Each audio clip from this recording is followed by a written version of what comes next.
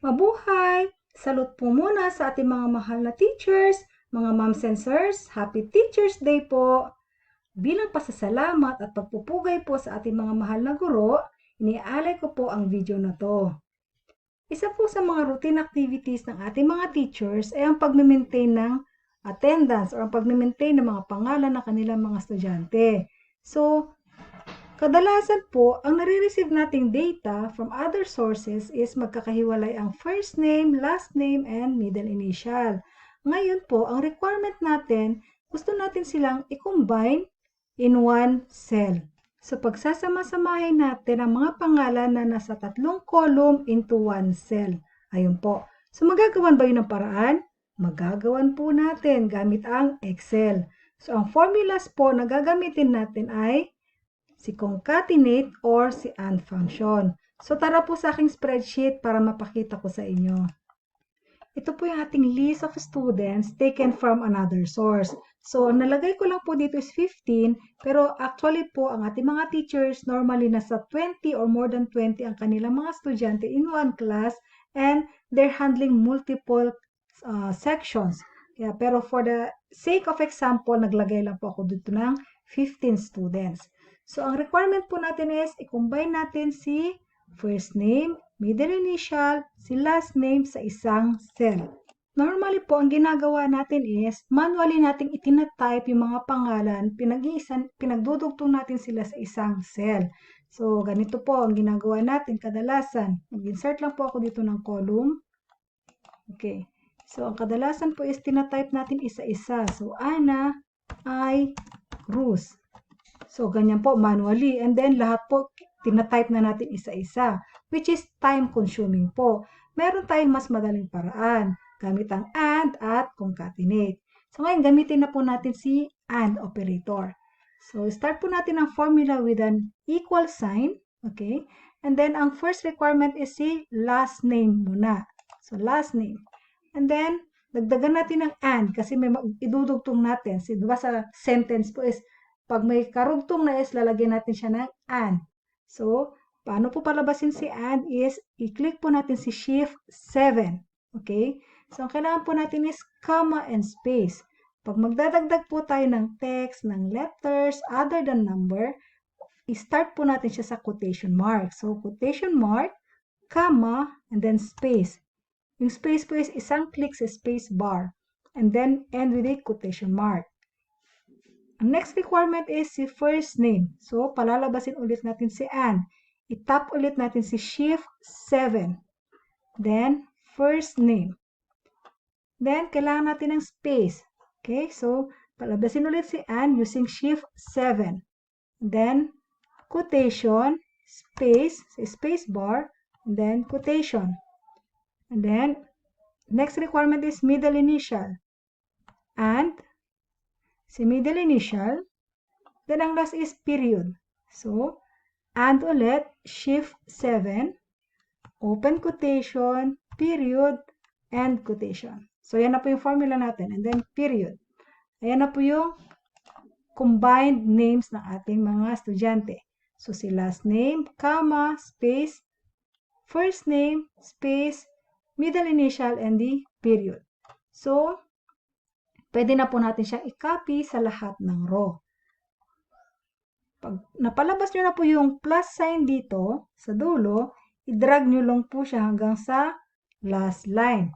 Pero kung wala naman po itong column dito sa gitna, kung nakatabi, tanggalin ko po ito ha, i-delete ko po siya. Okay? And i-delete ko ulit yung kinapi natin. Okay po? So kung ang formula nyo is nasa tabi lang naman ng data ninyo, pwede nyo nang palabasin si plus sign or si cross and then double click. Ayan po, automatic na siya magka-copy sa hanggang sa dulo. Kasi masyado pong time consuming kung idadrag nyo hanggang sa dulo, and number of students nyo is nasa 50, 10, mga 4 sections kayo, so 200 na lines yan. So, mas madali, plus sign and then double click lang. Okay po? So, na-combine na natin ang mga pangalan using AND operator. Ngayon naman, gamitin natin si concatenate. Okay po? Dito sa formula bar, kita nyo po si fx. Okay po? Double click nyo siya. Then, i-type nyo po si concatenate. Concatenate. Actually, nandito naman na po siya. I-double click nyo si concatenate. Ayun po. So, lalabas itong dialog box na to. And by default, meron po tayong dalawang text box na nakalabas. So, ano po bang mga requirement natin? Ilang text box ba ang kailangan natin? Si last name, si comma plus a space, si first name, si space, si middle initial, at si period. So, 6 po na text box ang kailangan natin. So, magdadagdag tayo dito ng 4 more text box. So, punta po tayo sa text 2. Magdagdag ng text 3. Punta tayo sa text 3. Punta tayo sa text 4. Then, extend na po yung text box. So, meron na po tayong more than 5 na text box. Okay po? So, start na po natin ating formula. Ang first is si last name. Ang second requirement is comma and a space. So, isang click sa space bar. And then, next requirement is si first name. And then, kailangan ulit ng space. So, sa text box 4, space bar lang. Isang click sa space bar. Sa text box 5 is si middle initial. And then, sa text box 6 is period. So, napansin nyo po, kusa na siya naglalagay ng quotation mark. Kanina tayo po yung naglalagay ng quotation mark. Okay po? So, pag click natin ulit yung ating arrow down, makikita nyo dito yung result. So, cruise, comma, space, ana, space, I, period. Kung ito na po yung desired result natin, just click OK. So, pareho na po sila ng result. Okay po? Then, since nakadikit naman tayo dun sa data natin, palabasin lang natin si plus sign, and then, double click natin si mouse. So, lalabas na po or kakopy na po yung formula till the last line. Ayan po. So, nasa sa inyo na po kung anong gusto nyo gamitin, si AND operator or si concatenate. Ayan po. Ngayon napansin nyo po, yung mga pangalan, nag-start siya sa small letters. Eh di po ba mga pangalan to? So, proper noun siya.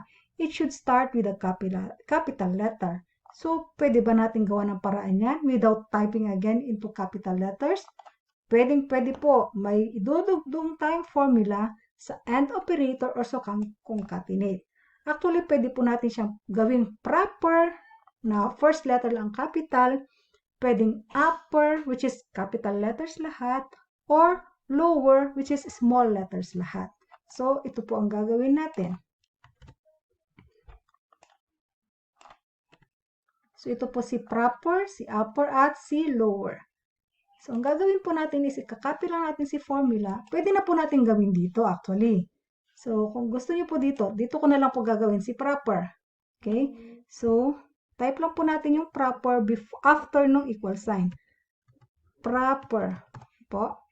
Then, open parenthesis. Then, sa pinakadulo po, lagyan nyo ulit ng parenthesis. Ayan po. And then, enter. So, nakita nyo po, naging capital na yung first letter. So, palabasin po si plus sign and then double click. Ayun po.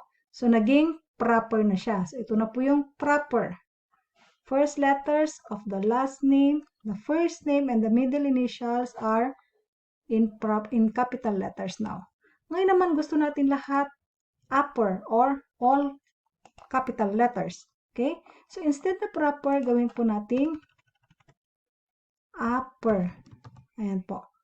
So, after ng equal sign, i-type natin si upper, open parenthesis, and sa dulo is parenthesis ulit. And then, enter. Then, palabasin si plus sign, double click, naging capital letters na silang lahat.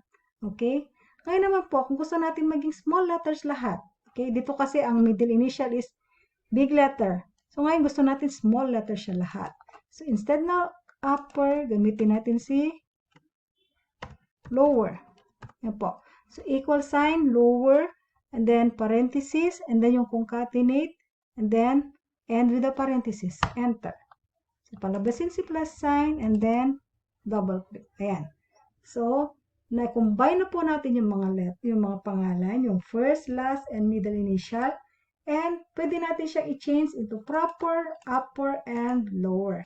And kung meron pa po kayong data na gustong idugtong aside sa pangalan, pwede nyo pong idugtong sa ating formula. Kung dito po sa concatenate, after po nung open quotation, maglagay lang po tayo ng comma, and then i-type nyo po kung ano yung gusto nyong information.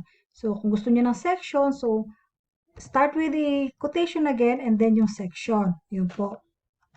And then, dito naman po sa end, ganun din siya. Pwede nyo po idugtong dito sa end. So, magdagdag lang po kayo ng end. And then, kung ano yung gusto yung information na gustong idugtong, pwede nyo pong gawin. Okay po? And then, naka-formula po tayo. Ayaw nyo pong nakikita yung mga formula. Kasi, parang kung minsan nakakatakot siya or kung minsan nakakagulo.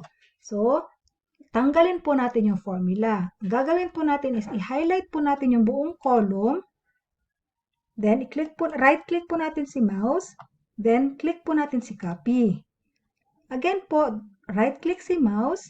Piliin nyo po si paste special. Then, si paste special ulit. Then, si values. Ayan. So, nawala na po yung ating mga formula. Ayan po. So, wala na yung ating mga formula. Hindi na po tayo matatakot. Ayun po. So, I hope nakatulong po sa inyo ang video na to. Mamimaintain na po natin yung list ng ating students in a faster way, in a smarter way. And kung meron po kayong doubt sa mga formulas na ginamit ko, please write it down po sa comment section. And kung may mga issues po kayo sa Excel, i-write nyo rin po sa ating comment section and I will help you po. Okay po? So, salamat. And again, Happy Teacher's Day sa ating lahat ng mga guro. Maraming salamat po sa inyong walang sawang pagtulong at paggabay sa aming mga estudyante. God bless po everyone and please don't forget to subscribe to my channel. Keep safe. God bless.